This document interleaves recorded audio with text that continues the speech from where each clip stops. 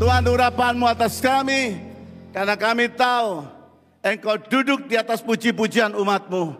Dan kalau Engkau hadir di sini, yang lemah dikuatkan, yang susah dihiburkan, terbelenggu dilepaskan, yang butuh jawaban, terima jawaban. Yang percaya beri tepuk tangan lagi bagi Allah-Mu. Katakan haleluya, haleluya. Thank you Jesus. Berkati hamba-Mu, Bapak Pendeta Timotius Arifin, Ibu Vivi, dan semua pelayan Tuhan di GBI Rock khususnya, dimanapun mereka berada. Demikian juga semua pelayan Tuhan di sini, tim worshipers, dancer, semuanya Tuhan. Kami percaya Engkau ada di tengah kami. Semua yang percaya katakan, Tuhan berkati, silakan duduk.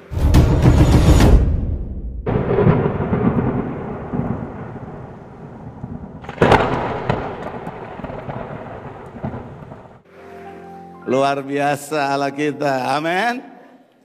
Puji Tuhan. Selamat pagi Bapak Ibu yang dikasihi Tuhan. Tadi sudah diperkenalkan oleh Pak Timotius Arifin bahwa kami datang dari Belanda, tapi arek Surabaya. Haleluya. Puji Tuhan. Ya, banyak kenangan manis. Saya boleh bersama dengan Pak Timotius Arifin di kota Surabaya. Tiba-tiba Tuhan suruh saya pergi ke Belanda. Dan waktu saya berdoa, saya bilang dengan beberapa sahabat, Tuhan suruh kami ke Belanda, awalnya tahun 85. Jadi waktu saya berdoa, Tuhan bilang, siapkan dirimu, kamu akan pergi ke Eropa. Saya nggak tahu apa itu, karena saya dulu pelayanannya paling suka melayani di Jawa Timur, Surabaya. Sampai saya melayani Jakarta, saya bilang, Tuhan, aku kalau boleh jangan melayani di Jakarta. Banyak kuntilanak yang aneh-aneh di sini. Ya, jadi saya bilang, saya lebih baik di Surabaya. Saya bilang, dan Jawa Timur. Tapi Tuhan terus bawa kami, bawa saya berdoa. Dan Tuhan bilang, siapkan dirimu. Dan saya pergi ke Bukit Doa Getsemani. Dulu Bukit Doa di Indonesia cuma satu, di Ungaran, di Getsemani. Terus waktu saya berlutut berdoa, Tuhan bilang, siapkan dirimu. Waktunya sudah dekat. Oke, saya sembahyang lagi, saya pulang ke Surabaya, saya dapat mimpi-mimpi indah. Mimpi yang pertama, saya pergi ke pantai, terus ada foto, tempat foto, saya difoto pakai baju yang ada di daerah itu. Lautnya bagus, warnanya bagus di pantai itu, tapi bajunya mirip orang Madura. Hitam-hitam segini, itu, terus celananya tinggi segini, terus garisnya merah putih. Bedanya kalau di Madura pakai kopiah, yang saya lihat di mimpi pakai bareta. Nah, saya nggak tahu itu. Sekarang saya tahu itu namanya di Belanda Volendam. Volendam, ya saudara kalau ke Belanda mesti foto di sana. Saya kalau ke sini, saya foto di tempat Pak Riki. Haleluya, foto baju Bali. Haleluya. Nah, saya mau terusin lagi. Waktu itu terus saya mimpi, banyak mimpi. Saya pergi ke satu tempat, kok saya kayak raksasa. Rumah-rumah kok kecil semuanya. Saya nggak tahu. Tapi waktu saya sampai di Belanda, sekarang saya tahu namanya Madu Rodam. Ya, itu miniaturnya Belanda. Oke, terus Tuhan bawa lagi untuk mimpi. Waktu saya mimpi, saya lihat pesawat naik turun. Terus saya lihat di depannya. Oh ini airport tuh. Ada tulisannya SCHIPHOL. Lah wong Surabaya, tak bisa maca ini. Saya bacanya apa? Oh pikir Schiphol ya apa ya? Nggak taunya Schiphol. Dan saya sampai ke sana, itu airportnya Amsterdam. Jadi tahun itu saya berangkat, tahun 85, gara-garanya sederhana sekali. Saya datang ke sebuah persekutuan doa, salah satu persekutuan doa karismatik pertama di Indonesia. Ya, berdiri tahun 69, Jalan Batu Ceper nomor 6. Ya, keluarga Darius. Waktu saya datang ke sana, ini yang luar biasa. Saya senang karena temanya ini. Apa itu? Kekudusan. Jadi waktu saya bicara tentang kekudusan di tempat itu, maka saya lihat kuasa Tuhan bekerja. Beberapa mereka datang dan dilawat Tuhan. Ya, masih ingat ya Pak? Namanya Fred Lalamentik. Dia terbang kayak burung, ya, tuh, lompat kayak kera. Dan Tuhan bebaskan dia. keluarga mereka, termasuk beberapa orang yang lain pengusaha. Saya nggak kenal itu semua. Dan Allah menjamah mereka. Selesai acara itu, saudaraku, maka Pak Iskandar, itu dari Bang Buana, dia temuin saya. Kamu datang ke rumah saya. Waktu saya sampai di rumahnya, saudaraku, saya duduk di ruang tamu, ini di belakang ada tembok, itulah kamar mereka. Tiba-tiba Tuhan bilang, di belakang tembok ini ada kepala singa. Patung kepala singa, 2 kiri kanan, kasih tahu sama orang itu yang di depanmu ini, yaitu pemiliknya. Tuhan bilang, itu ada patung kepala singa di belakang tembok. Oh ya? Kok kamu bisa tahu? Jadi saya nggak tahu, Tuhan yang kasih tahu. Dan Tuhan bilang, gara-gara itu kamu setiap kali masuk kamar bertengkar. Saudara nggak taunya mereka, karena mereka bersaksi di luar, sekarang saya bisa cerita, saudara nggak taunya mereka sampai ribut, hampir pisah. Dan Tuhan bilang, keluarkan itu patung kepala singa yang ada di belakang tembok. Jadi saya masuk ke kamarnya, saya bilang, ini yang membuat kalian ribut terus. Ayo kita sembahyang, di dalam nama Yesus kita patahkan kuasa itu dan kita hancurkan. Persis turunkan patung-patung itu, saudara, apa yang terjadi? Tuhan bilang sama saya, di atas lemari masih ada satu patung. Patungnya segini, gambarnya orang laki ditarik sama perempuan, bajunya sobek. Patungnya begitu modelnya. Saya bilang sama yang punya rumah, khususnya istri dari Pak Iskandar. Saya bilang, di atas sini, atas lemarimu, ada patung seperti itu. Dia bilang, nggak ada Pak Victor. Ada, Tuhan bilang ada. Saudara, tahu apa yang terjadi? Pembantu dipanggil. Waktu pembantu dipanggil, kamu tahu nggak? Ada patung di sini di atas. Nggak ada nyonya. Saya kan tiap hari bersihin, yang betul. Nggak ada. Loh, nggak ada Pak Victor. Saya bilang, ada. Saya bilang, Mbak, ambil tangga, lihat. Mbaknya naik, ambil tangga, naik ke atas lemari, dia lihat. Nyonya, ada patungnya. Ada. Kaget kan dia. Bayangkan, setiap hari saya bersihin, nggak lihat patung ini. Kurang ajar nggak setan, saudara? Ya, bisa nutup-nutupi mata manusia, tapi mata Allah nggak bisa ditutupi. Allah kita hebat. Haleluya. Amin. Yes, setelah diturunkan, kami hancurkan. Setelah itu ditelepon lagi oleh Pak Tony Rahmat. Dia bilang, kamu tidur rumah saya dong. Saya mau cerita. Saya datang ke rumah Pak Tony Rahmat. Allah menjamah dia juga. Terjadi pelepasan juga di situ. Pak Tony bilang, anakku ada di Belanda. Lagi kuliah. Baru 8 bulan. Lu mesti ke sana. Tolongin anak-anak muda di Belanda itu di Delft. Mereka sebenarnya lapar. Tapi gak ada yang bimbing. Wah, saya bilang, Tuhan, apa ini? Ya. Dan Iskandar dengar langsung bilang, Victor, mana KTP dan sebagainya. Kamu punya paspornya? Nggak punya. Dia bilang, oke, saya urus semuanya. Dan akhirnya saya pergi ke Belanda. Menemui anak dari Pak Tony Rahmat. Yang sekarang jadi Pastor Jeffrey Rahmat dari JPCC. Haleluya. Amin. Allah bekerja luar biasa. Jadi saya sangat bersyukur bahwa Tuhan membawa saya ke sini. Dan persis di sini Pak Timotius Arifin dapat tema untuk bicara kekudusan. Nah, hari ini saya kasih, atau ibadah pertama ini saya beri tema naik level, next level. Apa itu? Mari saya bacakan dulu ayatnya 1 Tesalonika 4 ayat 7. Karena Tuhan memanggil kita bukan hanya sebatas untuk diselamatkan. Tidak. Melainkan lebih daripada itu, supaya kita memiliki kehidupan yang semakin hari semakin serupa dengan Kristus. Artinya gini, kita akan bertumbuh baik, berkenan jadi seperti Yesus. Amin. Mari kita baca. 1, 2, 3. Allah memanggil kita bukan untuk melakukan apa yang cemar, melainkan apa yang Tuhan panggil kita. Bukan untuk lakukan yang cemar, tapi lakukan yang apa? Kudus. Wah, waktu saya baca ini, saya temukan kata kudus dari bahasa aslinya, bahasa Ibrani, pakai kata kados. Ya, kados itu artinya naik lebih tinggi. Dulu hidupmu di bawah. Bahasa Jawa, beletoan tok. Ngerti gak? You know beletoan? Beletoan is kena lumpur, saudara. Ya. Wah, kotor. Tapi Tuhan naikkan engkau lebih tinggi. Kados. Sama-sama bilang, kados. Sambil gini kangannya. Kados. Ya. 1, 2, 3. Kados. Lihat sebelahmu. Kados. Haleluya. Amin. Ini yang luar biasa. Itu saudaraku. Tuhan mau kita naik lebih tinggi. Nah, langsung saja 1 Petrus 1 ayat 15-16. Saya baca dulu dasar-dasar ayat ini. 1 Petrus 1 ayat 15. Yes. Jadi lihat ini. Tetapi hendaklah kamu menjadi kudus di dalam seluruh hidupmu. Di mana? Seluruh hidupmu. Saya bilang ada orang Kristen sudah dibaptis tapi masih nempeleng. Saya bilang jangan-jangan waktu dicelup tangannya metu. Belum masuk semuanya. Nah ayat ini bilang apa? Tetapi hendaklah kamu menjadi kudus dalam seluruh hidupmu. Sama seperti Dia yang kudus yang telah memanggil kamu. 16 sama-sama baca. Sebab 1, 2, 3. Sebab ada tertulis, kuduslah kamu sebab aku kudus. Kudus kamu karena aku kudus. Haleluya. Wow, waktu saya baca ayat ini saya bilang terima kasih Tuhan.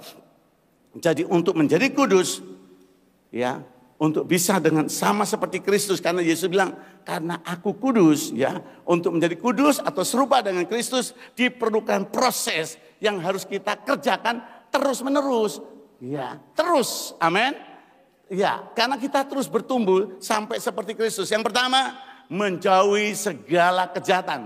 Tadi diawali dengan Pak Timotius Arifin bagikan hal itu, kita harus menjauhi kejahatan. Nah, Tuhan memerintahkan kita untuk lari menjauhi dosa. Itu yang pertama. Amin. Jauhi dosa. Mari kita buka langsung 1 Korintus 6. Dikatakan ayat yang ke-18. 1 Korintus 6 ayat 18 sampai 20. Kita baca dulu ayatnya. Ya. Oke, 1, 2, 3. Jauhilah dirimu daripada apa? Percabulan. Setiap dosa lain yang dilakukan manusia terjadi di luar dirinya. Tapi orang yang melakukan percabulan berdosa terhadap dirinya. Wah, sendiri. 19, 1, 2, 3. Atau tidak tahukah kamu bahwa tubuhmu adalah bait Roh Kudus yang diam di dalam kamu. Roh Kudus yang kamu peroleh dari Allah. Dan bahwa kamu bukan milik kamu sendiri. Terakhir, sebab kamu telah dibeli dan harganya telah lunas dibayar. Amin. Saudara, tidak ada yang utang lagi. Semua lunas. Haleluya. Amin. Semua udah beres. Artinya tergantung saudara. Jadi waktu saya baca ini, yang pertama menjauhi kejahatan ini atau dosa. Tuhan perintahkan kita untuk lari dari jauh dari dosa. Saya sebut tadi, yang saya baca, saya lompat saja yang bagian pertama ini untuk menjauhi kejahatan ini, saudara. Karena saya lihat ada banyak orang Kristen itu tidak menjauhi. Dia diam, memang nggak bikin dosa, tapi nggak jauh. Saudara, kalau saudara lihat ini perbatasan, ya, sini hitam, sini putih. Saudara jangan berdiri di perbatasan, jauh aja. Amin. Saudara sudah bertobat, terima Yesus. Dulu minum mabuk, ya, botol di rumah, jangan ditaruh lagi. Halo? Halo, betul kan? Ya, mesti jauhi, gitu. Alkitab saya, entah Alkitab saudara, tapi saya rasa sama. Alkitab bilang, hai para diaken, hai para penatua jemaat, jangan kamu minum minuman keras. Pelayan Tuhan aja gak boleh minuman keras, apalagi jemaat. Seringkali dibalik. Biasanya kalau pemimpin boleh minuman keras, ya jemaat lebih lagi. Kalau gak boleh pemimpin kan itu, tapi jemaat kan boleh. Tidak, so. Alkitab bilang. Diam semua kan, gak usah gini ya. Haleluya. Amen. Betul. Saya datang ke negeri Belanda tahun 85. Tuhan taruh sama saya, kamu sampaikan. Ya. Satu kali rokok akan dilarang di seluruh dunia. Saudara, waktu saya ngomong di Belanda, diketawain orang. Saya turun dari khotbah, satu pendeta temuin saya, dia bilang gini, Victor, you khotbah ngomong apa? Mana bisa rokok dilarang? Mati nanti perusahaan tembakau. Dan orang yang kerja semua bagaimana? Saya bilang, Pak, Bapak lupa bahwa yang memberkati kita itu Tuhan. Amin, saudaraku. Tembakau tidak harus dihisap mentah-mentah, saya bilang gitu. Ya. Waktu saya sampai di Jerman, saya kaget, ada tulisan gede, segede gini nih, gede banget. Ada tulisan, pembunuhan yang paling kejam, bukan orang dijatuhi dengan nuklir, bukan orang dipotong dengan senjata, dengan pisau atau pedang. Terus dibilang apa lagi? Tidak diracun, tapi yang mengerikan, pembunuhan paling kejam adalah kalau orang itu merokok. Saya kaget, oh ya? Kenapa? Karena dia membunuh dirinya. perlahan-lahan sambil tertawa di depan anak, istri, teman. Pada itu pembunuhan paling kejam.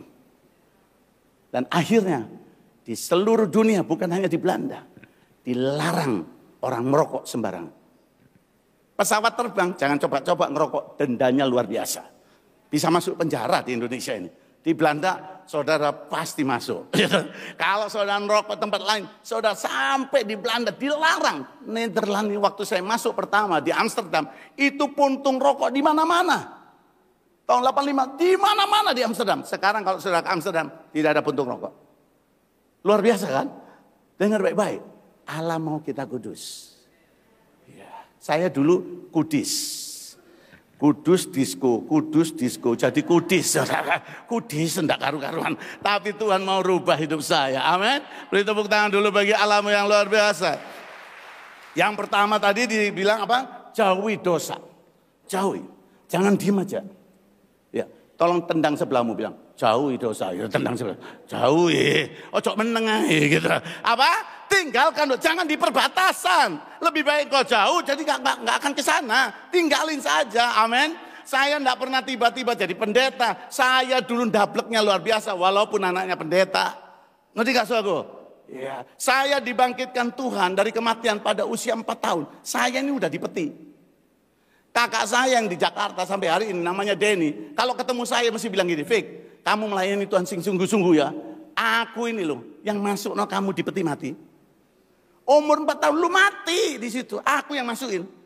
Tapi papi dapat satu Ibrani 13 ayat 8. Yesus Kristus tetap sama. Dulu, sekarang, sampai selamanya. Dan saya keluar dari peti mati. Saya hidup sampai hari ini. Allah kita hebat. Walaupun sudah ngalami kayak gitu loh. Bisa lupa Tuhan. Ngerti gak? Halo? Kenapa? Karena papa saya dulu sibuk sama jemaat. Gitu. Jemaat kalau nggak diurus katanya marah-marah. Sampai papa saya nggak ngurus anak Karena dipikir kalau anak dekat pendeta pasti rohani. Nggak taunya masuk surga, nggak ada boncengan. Mesti sendiri-sendiri. Ngerti nggak saudara? Saya nggak bisa dibonceng papa saya. Ngerti nggak? Jadi saudara, Allah bekerja dalam hidup saya. Waktu itu saya sudah tinggalkan Tuhan. Saya jauh dari Tuhan. Betul-betul jauh. Ya. Sampai berakhir dengan pikiran lebih baik saya mati. Karena hidup saya sudah tidak benar. Tidak bisa lepas. Di saat seperti itulah Tuhan panggil saya. Saya pemain catur dulu. Ya, karena saya lihat ada banyak orang Batak di sini. Jadi saya ngerti orang Batak itu jago main catur. Jadi saya bilang dulu saya pintar main catur. Dan waktu saya main catur pertandingan untuk Indonesia. Salah satu musuh saya duduk di depan saya. Dan melipat tangan dia berdoa. Sebelum pertandingan. Dalam hati saya, karo ngarepi anak pendeta. Ya, enggak tahu kalau depan ini anaknya pendeta. Terus yang kedua saya bilang, namanya juga permainan. Permainan itu kadang kalah, kadang menang. Enggak ada yang menang terus. Betul kan ya? Memang saya kagum dengan Rudi Hartono. Menang 7 kali All England. Yang ke-8 kali itu lompat, setelah itu enggak menang lagi. Saya mau bilang sama saudara, semuanya pasti ada kalahnya. Dan waktu saya main itu, saya lihat dia tembayang, remis terus, saya bilang, udahlah kamu yang menang, saya bilang gitu. Terus dia bilang apa? Enggak, saya mau kamu ke gereja. Saya pas hari Minggu ada KKR. Ya, anak pendeta nggak ngerti KKR. Dalam hati saya, iki makanan apa KKR ya. Saudaraku, kebaktian kebangunan rohani. Ada pendeta dari Amerika, masih muda, khotbahnya bagus. Kamu datang ya? Saudara, kita ini orang Indonesia nggak suka ngomong enggak. Kalau di Belanda apa-apa enggak. Di sana itu kalau ngomong nih, oh nih. Kalau kita, oh iya, iya sana nih. Pokoknya di Belanda nih, pokoknya. Nah apa yang terjadi saya mau bilang. Saya bilang sama teman ini, saya bilang, oh ya, nanti lihat ya. Itu orang Indonesia kalau bilang nanti lihatan aja sampai nggak datang. Saudara waktu saya bilang nanti lihat ya. Tapi hari Kamis, Jumat. Saya pulang dari diskotik pada usia saya masih remaja loh. Ini kosong sekali. Dalam hati, berat apa hidup kayak gini ya. Terus teringat, saya tak mampir ke gereja teman itu. Ya, saya tak pamit sama Tuhan, saya bilang gitu. Saudara, saya bawa teman diskotik saya. Kebaktiannya nggak tahunya itu jam 4. Saya datang jam 5. Pas khotbah bagian tengah-tengah kayaknya. Saya masuk, kok tenang, wis khotbah. Saya bilang duduk. Semua duduk di belakang. Pas duduk di belakang, baru duduk. Namanya Pendeta Jeremy Arim almarhum. Beliau berdiri di mimbar seperti ini. Tiba-tiba dia bilang gini. Dengar. Ya. Tidak ada yang bisa rubah manusia. Hanya Tuhan. Saya dengerin. Katanya suruh dengerin kan. Hai dengar ya, saya dengerin. Tidak ada yang bisa rubah. Dia bilang gitu. Terus apa yang terjadi? Dia bilang begini. Tapi sore ini ada satu anak muda datang ke sini. Saya mulai dek. Tuhan bicara. Nah waktu dia bilang, Tuhan bicara, saya tertarik. Tuhan bicara sama saya. Pemuda itu akan bunuh diri. Dek, saya diam. Padahal pada usia 4 tahun dia sudah mati. Wah gitu. Merinding. Ini sampai merinding sekarang. Merinding. Saya bilang Tuhan. Terus dia khotbah lagi. Ya seperti ini banyak orang KKR waktu itu. Terus dia bilang, pemuda dengar. Yesus mengasihi. Uang tidak bisa rubah hidupmu. Teman tidak bisa rubah hidupmu. Kekuatanmu tidak bisa rubah hidupmu. Hartamu tidak bisa rubah hidupmu. Hanya kasih Yesus bisa rubah hidupmu. Saya bilang, yes amin Tuhan. Terus dia bilang, pemuda Tuhan sayang padamu. Dia ingin memakai hidupmu. Tapi engkau telah jauh dari Tuhan. Nah itu terus mulai. Saya kayak dibukai kayak pisang gitu. Hari kecil engkau diberkati. Tapi engkau lupakan Tuhan. Engkau menyakiti hati ayahmu, hati ibumu. Waduh Tuhanku Yesus. Saya diam. Terus dia ngomong semua. Dan waktu itu masih zamannya John Lennon tuh. Nah rambutnya kan rada pendek begitu. Saya ketemu John Lennon tapi waktu saya layani nggak taunya dia bukan John Lennon. Otong Lennon. Namanya Ronnie Daud Simeon. Itu saya layani dan bertobat terima Yesus. Nah, saya mau bilang sama saudara yang sekarang jadi hamba Tuhan yang luar biasa. Ya, nah, saya mau bilang saudaraku, waktu saya duduk begitu, tiba-tiba pendeta ini dari mimbar dia tunjuk, pemuda itu kamu. Itu tangannya Pak Yeremia. Kalau saudara nonton film 3 dimensi, itu jarinya bisa kayak di depan mata saya gitu. Ya, kamu orangnya. Saya malu, tapi pura-pura nggak tahu. Jadi saya noleh kiri kanan. Ya dah. Pak Yeremia bilang, ya kamu yang pakai baju merah kotak-kotak. Saya pas pakai merah kotak-kotak. Saya langsung turun dari peredaran. Saya nggak berani naik lagi. Saya takut dan malu. Saya dalam hati tak tinggal. Dia bilang, tak lari ya. Tapi seperti ada yang tahan. Tiba-tiba dia bilang, kasih Yesus cukup bagimu. Dia ingin mengubah hidupmu. Dan dia bilang, pemuda, majulah ke depan. Ya ampun. Waduh, udah diomong macam-macam, suruh maju ke depan pasti sak gereja. Saya nggak mau, saya bilang, saya bilang, maju pemuda. Tuhan mau rubah hidupmu. Saudara, saya nggak mau maju. Tapi tiba-tiba ada seperti seorang ayah peluk saya. Aduh, itu hancur hati saya. Dia peluk dan dia berkata, ayo kita ke depan. Saya maju. Waktu saya jalan maju, saya pikir orang banyak. Satu gereja maju ke depan. Nggak tahunya cuma saya sendiri. Sampai di depan, pendeta Yeremia Arim almarhum berkata apa? 1 Yohanes 1:9. Jikalau kamu mengaku dosamu, Allah setia dan adil. Dia akan ampuni kamu, sucikan kamu. Saudara, saya langsung bilang, Tuhan dosaku banyak. Banyak Tuhan, aku begini, saya cerita semua dosa saya. Tiba-tiba dada saya ini kayak disemprot sama branwir, pemadam kebakaran. Kuwakit saya terpental jatuh. Damainya luar biasa. Dan saya bilang, Tuhan ini yang aku cari. Ini yang aku cari. Amin. Sejak itu saudaraku, Allah mengubah hidup saya. Saya harus jauhi dosa. Amin. Jauhi. Saudaraku, sejak itu Tuhan rubah saya. Pulang dari situ seperti ada suara di hati. Apa kamu tidak mau ketemu Tuhan?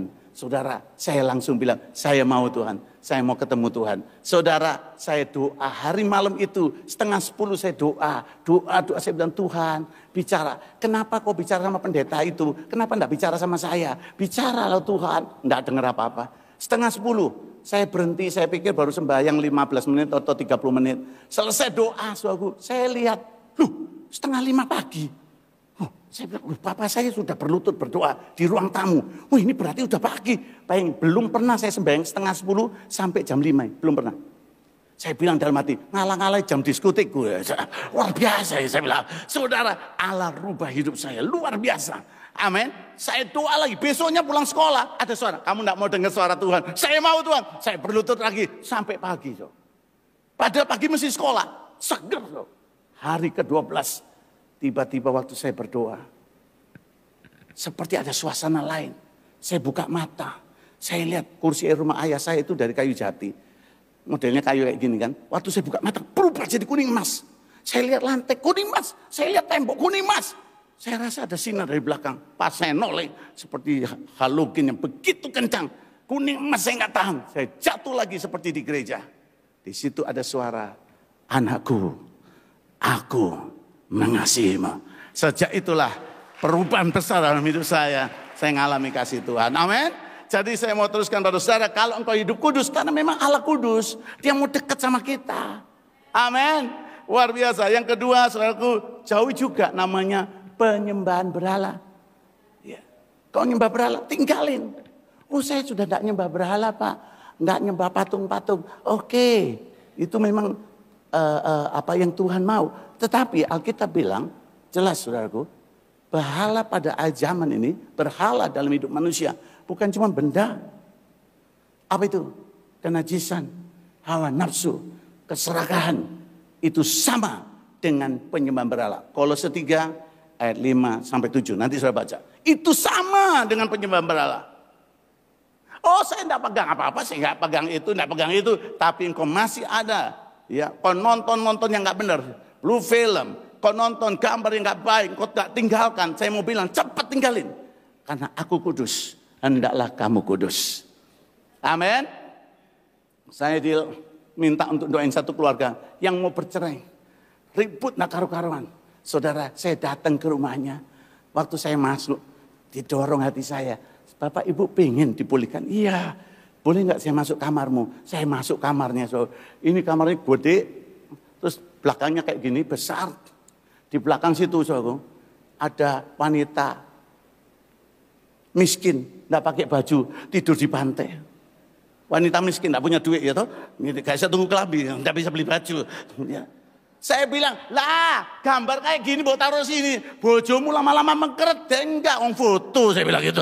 Saudara, saya mau bilang sama saudara, ini kau harus bikin, hancurkan. Katanya kamu orang Kristen, katanya kamu datang ke gereja. Tapi foto kayak gini, engkau biarkan di kamarmu. Dan saya bilang, mari kita berdoa.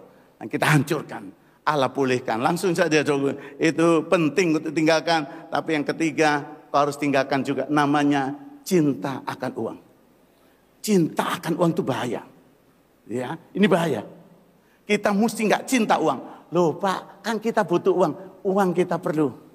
Uang itu alat, uang bukan Tuhan. Bilang sama sebelahmu, uang itu alat, bukan Tuhan. 1, 2, 3, uang itu alat, bukan apa? Bukan Tuhan. Amin. Kok harus berani? Karena ayat ini berkata dalam 1 Timotius 6 ayat 10, karena akar segala kejahatan ialah cinta uang. Gereja ribut, gereja berantem karena apa? Duit. Kenapa? Karena uang akar dari segala kejahatan. Akarnya. Yang kita lihat cuma buahnya selama ini. Akarnya, hati-hati, cinta akan uang. Gitu. Wah, udah ada yang amin. Pak, jangan ngomong gitu loh, Pak. Oh, kita ini susah cari uang loh, Pak. Kok tidak boleh cinta uang? Enggak. Ya, uang itu alat. Bukan Tuhan. Alat artinya kendaraan. Kita perlu, gitu. Saya perlu naik mobil supaya bisa cepat, gitu. Tapi kalau nggak ada mobil, no problem. Ini bahasa Jawa, mersikil. Ini mersikil, gitu. Mersikil ini mersikil, gitu. Bisa jalan, amin. Oh luar biasa. Saudara jangan jadi alasan, amin. Pokoknya katakan akar segala kejahatan uang. Saya tidak mau cinta uang, ini akarnya. Kenapa suami istri ribut? Karena ada akar itu. Nah, saudara, apabila kita hanya diam, nggak ninggalin semuanya ini, nggak akan lari dari kita. Kalau kita nggak tinggalin, kalau kita nggak lari, dia nggak akan tinggalkan, dia akan kejar, dia akan deketin. Tapi kalau engkau ambil keputusan, tidak, selesai. Selama tidak ada angka 1, tidak ada angka 1000. Kalau 0 dikali berapapun tetap 0. Tapi kalau sudah ada satu kali, ingat baik-baik, ada dua kali. Iblis cuma sering ngomong gini, cuma satu kali aja loh. Gitu. Kalau engkau punya pacar, terus pacarmu bilang gini, gak usah ke gereja lah, satu kali aja. Kan minggu depan masih ada gereja. Bilang sama pacarmu, memang minggu depan masih gereja ada. Tapi saya belum tentu sampai minggu depan. Omongin gitu. Haleluya, amin. Oke, ibadah masih ada minggu depan, tapi saya belum tentu sampai minggu depan. Haleluya, amin. Satu teman saya bilang, kamu bertobat terima Yesus. Victor nanti lek wes tuwek. Kalau sudah tua saya mau bertobat. Jangan main-main. Ini anugerah Tuhan.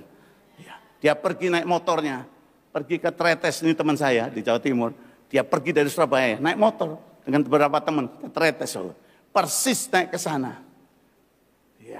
Dia nggak lihat kalau itu jurang. Dia cuma lihat tanjakan.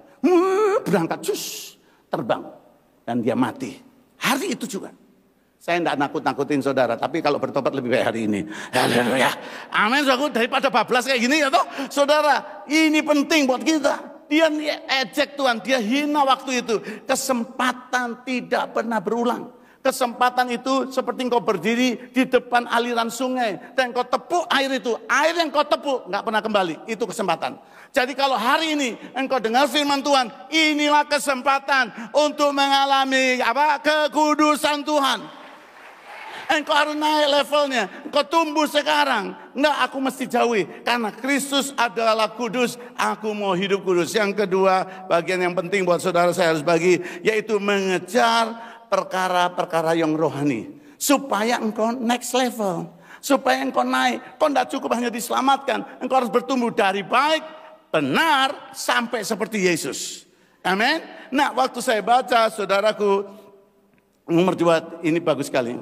Mengejar perkara-perkara rohani. Apa saja yang harus kita kejar? Mari kita buka ayatnya. 1 Timotius 6 ayat 11.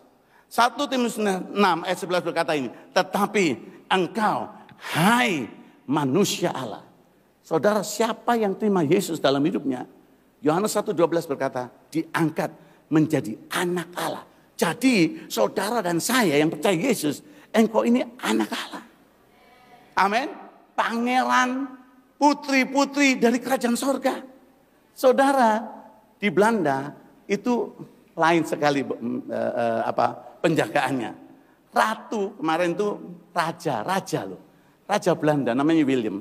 Saudara tahu, mau makan. Kapsalon itu Greeks punya makanan ya. Itu kayak shawarma ya. Apa shawarma itu? Tahu ya sedikit-sedikit ya. Kebab ya, kayak kebab gitu ya. Saudara tahu, budayanya tetap dibangun walaupun raja ngantri. Dia pakai topi, dia tutupi, ngantri. Tapi saudara tahu, dia nggak sendirian. Yang jaga banyak banget. Sana kamera, di mana-mana dinyalain semuanya. Kenapa? Raja sama anak-anaknya lagi ngantri mau beli kebab. Ya tahu gampang, mau beli kebab ngantri. Raja ngantri. Sini. Enggak seperti itu. Nah, saya mau bilang sama saudara, ini lain banget. Nah, dengar baik-baik tuh. Ini luar biasa sekali. Tapi jangan coba deket tuh. Langsung. Saya ingat waktu itu Pak Prabowo lagi ke Eropa. Saudara, ini lagi rame, dijemput gitu ya. Ajudan kita luar biasa. Di sampingnya Pak Prabowo, ada Menteri Pertahanan salah satu negara. Datang, mau peluk Pak Prabowo, mau peluk, dikeplak. Buat, berdiri langsung ajudannya. Sampai Pak Prabowo bilang, itu jenderal. Oh sorry, dia bilang. Cok nyentuh presidenku. Wah hebat. Itu luar biasa. Nah apalagi malaikat Tuhan. Ibrani 1:14 berkata, ia menyediakan malaikat bagi orang-orang yang berhak terima keselamatan. Wow, amin. Kalau engkau jaga kudus, kau disebut anak Allah. Ayo kejar perkara rohani. 1, baca sama-sama. 1 Timotius tadi. Sorry. Iya, 1, 2, 3. Tapi engkau, hai manusia Allah. Jauhi semuanya itu. Yang di atas nanti kau baca.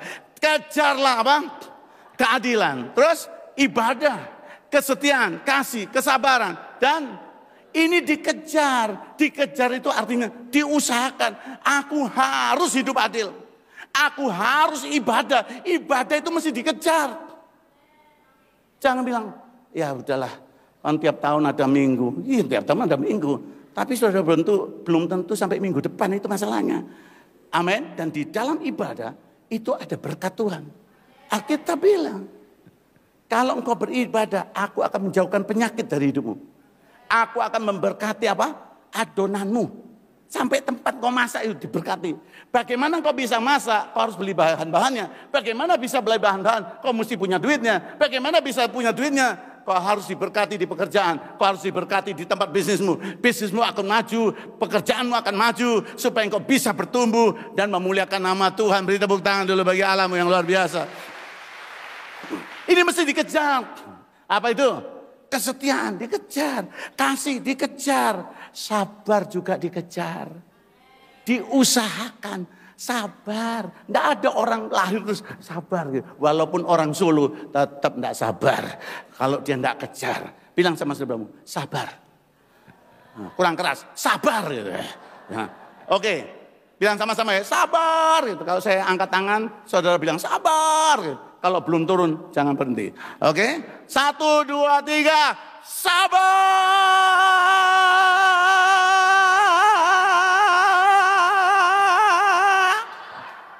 Luar biasa, haleluya. Ya. Tolong teriakan yang paling keras terakhir ke sebelahmu. Supaya sebelahmu dengar, suruh sabar. 1, yang keras ya. 1, 2, 3, sabar.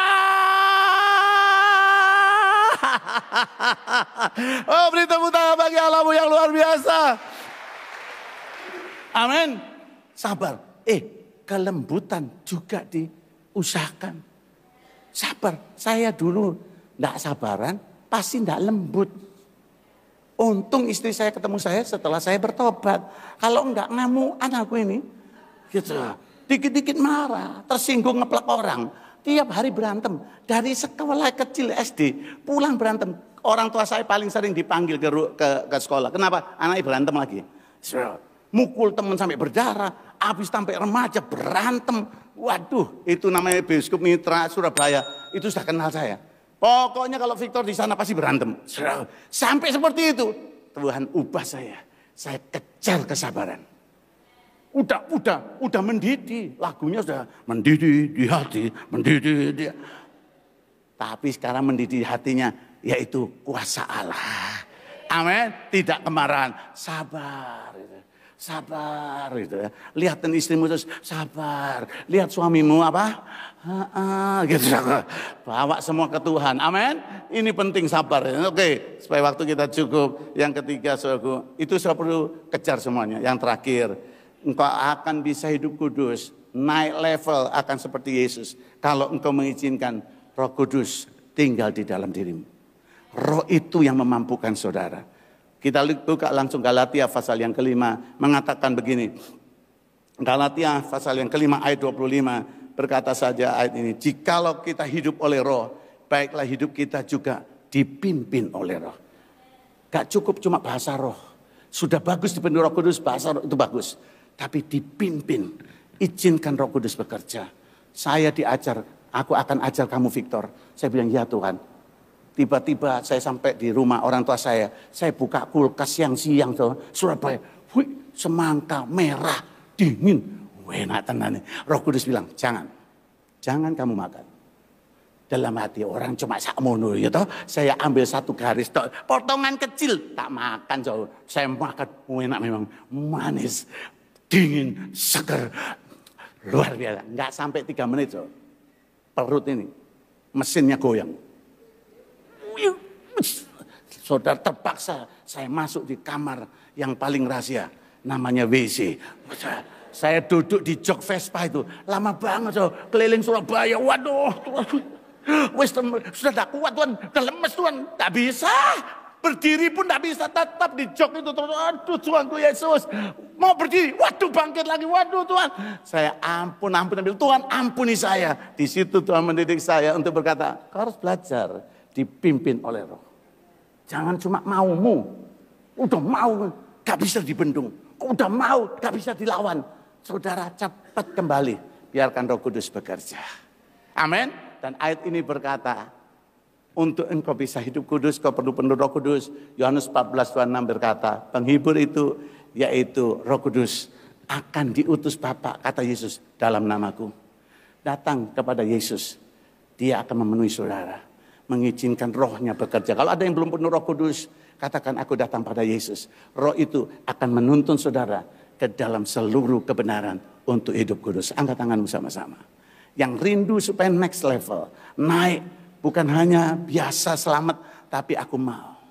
Angkat tanganmu tinggi-tinggi di tempat. Gak peduli sudah berapa lama jadi Kristen. Tapi kau berkata, aku mau. Hari ini, biarkan darahnya sucikan engkau.